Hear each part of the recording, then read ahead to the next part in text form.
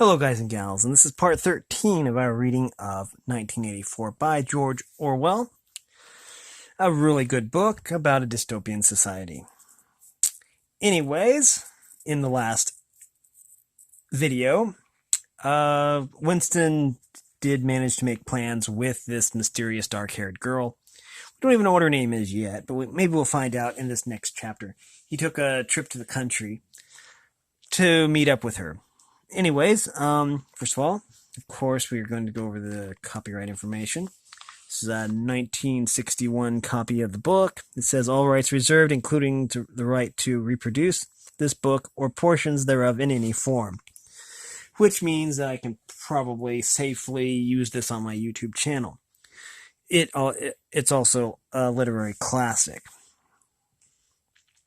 But yeah, that being said, I'm not sure that, well, there are things that are probably going to happen in this book that I don't exactly approve of, but enhance the story and make it more shocking and real.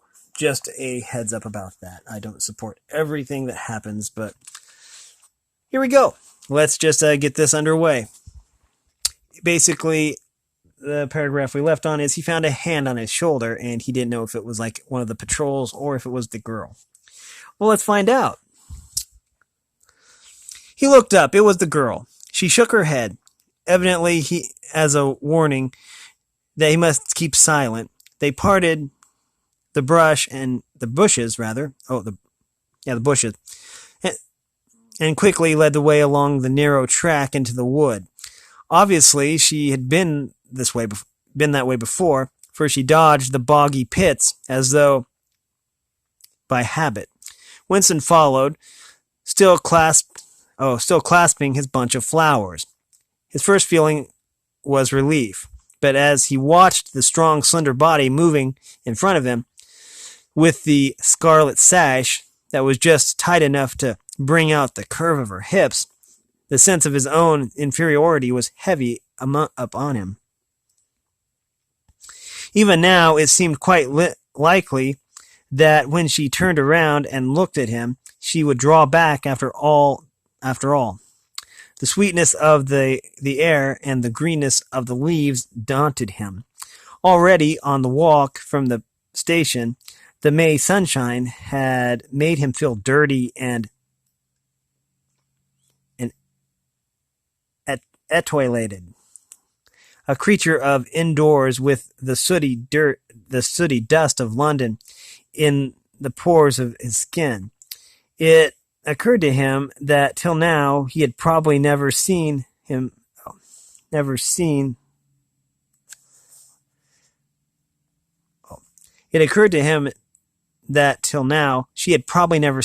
broad daylight in the open. They came to the fallen tree that she spoke of. The girl hopped over and forced apart the bushes, in which there did not seem to be an opening. When Winston followed her, he found that they were in a natural clearing, a little grassy knoll surrounded by tall saplings that shut it in completely. The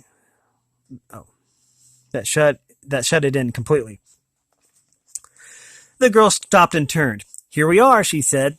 He was facing her at several paces distance. As yet, he did not dare to move nearer to her. I don't want to say anything. I didn't want to say anything in the lane, she went on, in case there was a mic hidden there. I didn't suppose there is, but there could be. There's always the chance of one of those swine recognizing your voice. We're all right here. He still had not the courage to approach her. "We're all right here?" he repeated stupidly. "Yes, look at the trees. They were small ashes which at some time had been cut down and had sprouted up again into a forest of poles, none of them thicker than one's wrist. There's nothing big enough to hide a mic in. Besides, I've been here before." They were only making conversation. He had maybe managed managed to move closer to her now. She stood before him, very upright, with a smile on her face that looked faintly ironical, as though she were wondering why he was so slow to act. The bluebells had cascaded onto the ground. They seemed to have fallen on their own accord. He took her hand. "Would you believe," he said, "that till this moment I didn't know what color your eyes were?" "They were brown," he noted, "a rather lighter shade of brown, with dark lashes. Now that you've seen what I'm really like, can you still bear to look at me?" "Yes, easily." "I'm 39 years old. I've got a wife and I can't get rid I've got a wife that I can't get rid of. I've got varicose veins. I've got 5 false teeth. I couldn't care less," said the girl. The next moment it was hard to say by whose act she was in his arms. At the beginning he had no feeling except sheer incredulity. The youthful body was strained against his own. The mass of dark hair was against his face, and yes, actually, she had turned her face up and was kissing, and he was kissing the wide red mouth. She had clasped her arms about his neck and was calling him darling, precious one, loved one. He had pulled her down onto the ground. She was utterly unresisting. He could do what he liked with her, but the truth was that he had no physical sensation except that of mere contact. All he felt was incredulity and pride. He was glad that this was happening, but he had no physical desire. It was too it was too soon. Her youth and prettiness had frightened him. He was too much used to living without women. He did not know the reason. The girl picked herself up and pulled a bluebell out of her hair. She sat against him and put her arms around his waist. "Never mind, dear. There's no hurry. We've got the whole afternoon. Isn't this a splendid hideout? I found it while I was lost once on a community hike. If anyone was coming, you could hear them 100 meters away." What's your name?" said Winston. "Julia. I know yours is Winston Smith. How did you find that out?" I expect I'm better at finding things out than you are, dear. Tell me, what did you think of me before that day I gave you the note?" He did not feel any temptation to tell lies to her. It was even a sort of love offering to start off by telling the worst. "I hated the sight of you," he said. "I wanted to rape you and then murder you afterwards. 2 weeks ago, I thought seriously of smashing your head in with a cobblestone. If you really wanted to know, I imagined that you had something to do with the thought police." The girl laughed delightedly, evidently taking this as a tribute to the excellence of her disguise. "Not the thought police? You didn't honestly think that?" Well, perhaps not exactly that, but from your general appearance, merely because you're young and fresh and healthy and understand, I thought that probably you thought I was a good party member, pure in word and deed, banners, processions, slogans, games, community hikes, all that stuff. And you thought that if I had a quarter of a chance, I'd denounce you as a thought criminal and get you killed off. "Yes, something of that kind. A great many young girls are like that, you know. It's this bloody thing that does it," she said, ripping off the scarlet sash of the Junior Anti-Sex League and flinging it onto the bow. Then, as though touching her waist, he had reminded her of something. She felt in the pocket of her overalls and produced a small slab of chocolate. She broke it in half and gave one of the pieces to Winston. Even before he had taken it, he knew by the smell that it was very unusual chocolate. It was dark and shiny, and it was wrapped in silver paper. Chocolate normally was dull brown, crumbly stuff that tasted as nearly as one could describe it like the smoke of a rubbish fire. But at some time or another he had tasted chocolate like the piece she had given him. The first whiff of its scent had stirred up some memories which he could not pin down, but which was powerful and troubling. "Where did you get this stuff?" he said. "Black market," she said indifferently. "Actually, I am that sort of girl to look at. I'm good at games. I was a troop leader in the Spies. I do voluntary work 3 evenings a week for the Junior Anti-Sex League. Hours and hours I spent pasting their bloody rot all over London. I always carry one end of a banner in the procession. I always look cheerful, and I never shirk anything. Always yell with the crowd. That's what I say. That's the only way to be safe." The first fragment of chocolate had melted in Winston's tongue. The taste was delightful, but there was still that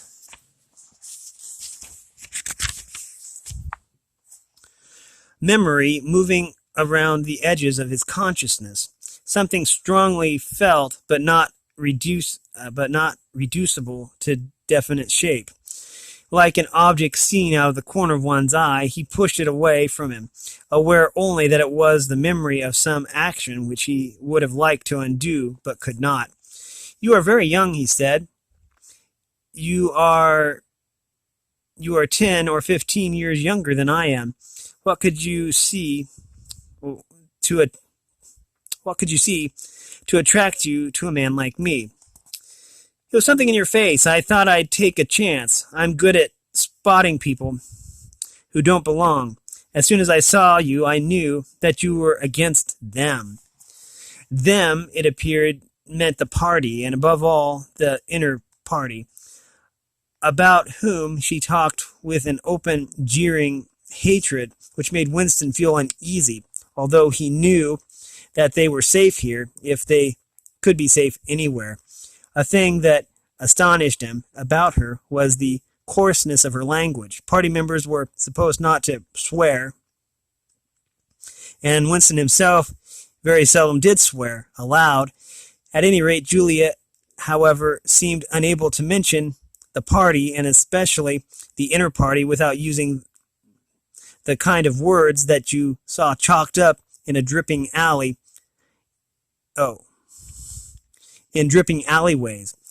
He did not dislike it. It was merely one symptom of her revolt against the party and all its ways, and somehow it seemed natural and healthy, like the sneeze of a horse that smells bad hay. Okay. They had left the clearing and were wandering again through the checkered shade, with their arms around each other's waists. Whenever it was wide enough to walk two abreast, he noticed how much softer her waist seemed to feel now that the sash was gone. They did not speak above a whisper outside the clearing. Julia said it was better to go quietly. Presently they had reached the edge of a little wood. She stopped him. "Don't go out into the open. There might be someone watching.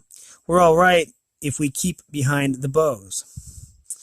They were standing in the shade of the hazel bushes. The sunlight filtered through innumerable leaves. The sunlight filtering through innumerable leaves was still hot on their faces. Winston looked out onto the field beyond and underwent a curious, slow shock of recognition. He knew it by sight, an old, close-bitten pasture, with a footpath wandering across it and a molehill here and there. It was in the ragged hedge on the opposite side. The boughs of the elm trees swayed just perceptibly in the breeze, and their leaves stirred faintly in dense masses like women's hair. Surely somewhere nearby, out of sight, there must be a stream with green pools where dace were swimming. "Isn't there a stream somewhere near here?" he whispered. "That's right. There is a stream. It's at the edge of the next field. Actually, there are fish in it, great big ones. You can watch them laying in the pools under the willow trees, waving their tails. It's the Golden Country, almost, he murmured. The Golden Country? It's nothing, really. A landscape I've seen sometimes in a dream. Look, whispered Julia.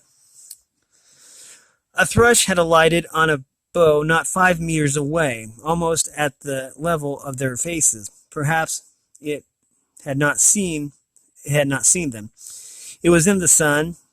They were in the shade. It spread out its wings, fitted them carefully into place again, ducked its head for a moment, and as though making a sort of obeisance to the sun, and then began to pour forth a torrent of song. In the afternoon hush, the volume of sound was startling. Winston and Julia clung together, fascinated. The music went on, minute after minute, with astonishing variations, never once repeating itself, almost as though the bird was deliberately showing off its virtuosity. Sometimes it stopped for a few seconds, spread out and resettled its wings, and swelled its speckled breast, and again burst into song. Winston watched it with a sort of vague reverence. For whom, for what was that bird singing? No mate, no rival was watching it. What made it sit at the edge of the lonely wood, pour its music into nothingness? He wondered whether, after all, there was a microphone hidden somewhere near. He and Julia had only spoken in low whispers, and it would not pick up what they had said, but it would pick up the thrush. Perhaps at the other end of the instrument, some small beetle-like man was listening intently, listening to that. But by degrees, the flood of music drove all speculation out of his mind. It was as though it was a kind of liquid stuff that poured all over him and got mixed up with the sunlight and filtered through the leaves. He stopped thinking and merely felt. The girl's waist in the bend of his arm was soft and warm. He pulled her around so that they were breast to breast. Her body seemed to melt into his. Whenever his hands moved, it was all as yielding as water. Their mouths clung together. It was quite different from the hand kisses that he had exchanged earlier. When they moved their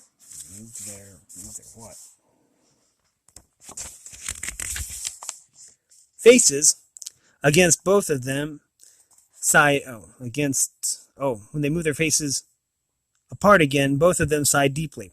The bird took fright and fled with a clatter of wings. Winston put his lips against her ear. Now, he whispered. Not here, she whispered back. Come back to the hideout, it's safe. Quickly, with an occasional crackle of twigs, they threaded their way back to the clearing. When they were once inside the ring of saplings, she turned and faced him. They were both breathing fast, but the smile had reappeared around the corners of her mouth. She stood looking at him an instant, then felt the zipper of her overalls.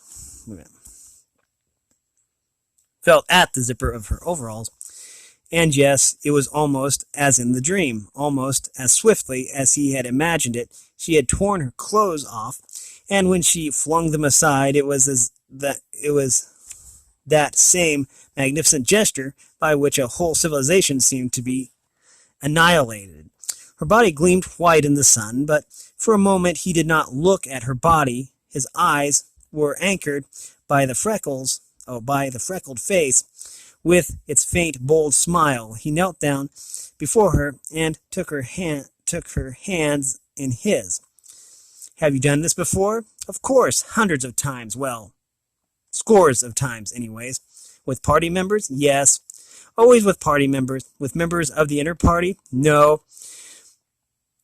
Oh, not with those swine, no. But there's plenty that would if they got half a chance.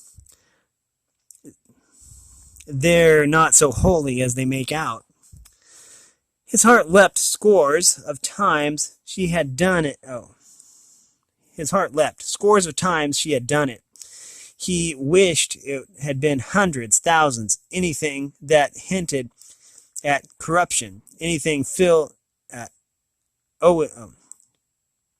anything that hinted at corruption always filled him with the wild hope. Who knew? Perhaps the party was rotten under the surface. Its cult of strenuousness and self-denial simply a sham concealing iniquity.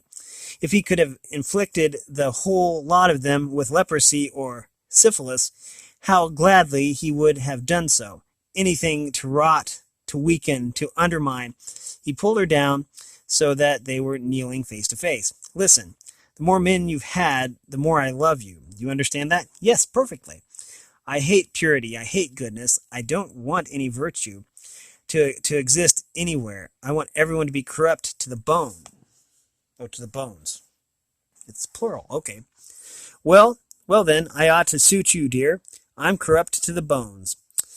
You like doing this. I don't mean simply me. I mean the thing in itself. I adore it. That was above all what he wanted to hear, not merely the love of one person, but the animal instinct, the simple indifferentiated desire that was the force that would tear the party to pieces. He pressed her down upon the grass among the fallen bluebells. This time there was no difficulty. Presently the rising and falling of their breasts slowed to normal speed, and in a sort of pleasant helplessness they fell apart. The sun seemed to have grown hotter. They were both sleepy. He reached out for the discarded overalls and pulled them partly over her. Almost immediately they fell asleep and slept about half an hour. Winston woke first. He sat and watched the freckled face, still peacefully sleeping, pillowed on the palm of her hand. Except for her mouth, you could not call her beautiful. There was a line or two around the eyes, if you looked closely. The short dark hair was extraordinarily thick and soft. It occurred to him that he still did not know her surname or where she lived. A young, strong body, now helpless in sleep, awoke in him a pitying, protecting feeling, but the mindless tenderness that he had felt under the hazel tree while the thrush was singing had not quite come back. He pulled the overalls aside and studied her smooth white flank. In the old days, he thought a man looked at a girl's body and saw that it was desirable, and that was the end of the story. But you could not have pure love or pure lust nowadays. No emotion was pure because everything was mixed up with fear and hatred. Their embrace had been a battle, the climax of victory.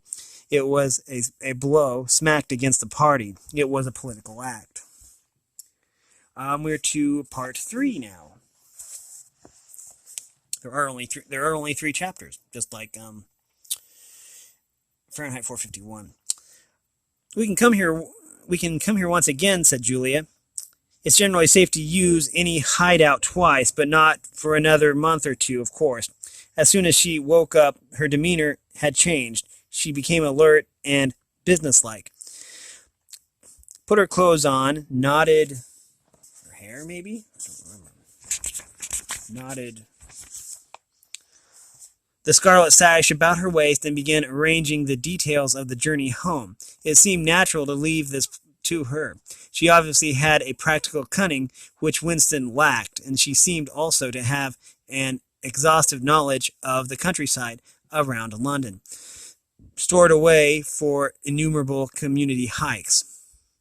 The route she gave him was quite different from the one in which he had come, and brought him out at a different railway station. Never go home the same way that you went out, she said, as though enunciating an important general principle. She would leave first, and Winston was to wait half an hour before following her. She had named a place where they could meet after work 4 evenings hence. It was a street in one of the poorer quarters where there was an open market which was generally crowded and noisy. She would be hanging out amongst the stalls, pretending to be in search of shoelaces or sewing thread. If she judged that the coast was clear, she would blow her nose when he approached. Otherwise, he was to walk past her without recognition. But with luck, in the middle of the crowd, it would be safe to talk for a quarter of an hour and arrange another meeting. "And now I must go," she said, as soon as he had mastered his instructions. "I'm due back at 19:30. I've got to put in 2 hours for the Junior Anti-Sex League, handing out leaflets or something. Isn't it bloody? Give me a brush down, would you? Have I got any twigs in my hair? Are you sure? Then goodbye, my love. Goodbye." She flung herself into his arms, kissed him almost violently, and a moment later pushed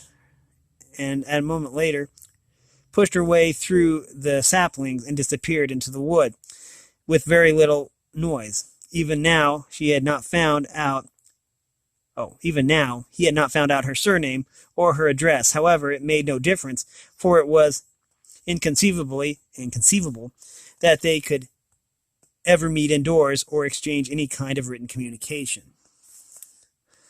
As it happened, they never went back to the clearing in the woods. During the month of May, there was only one further occasion on which they actually succeeded in making love. That was in another hiding place known to Julia, the belfry of a ruined church, in an almost deserted stretch of country where an atomic bomb had fallen 30 years earlier. It was a good hiding place when only you got there, but the getting there was very dangerous. For the rest, they could meet only in the streets, in a different place every evening, and never for more than half an hour at a time.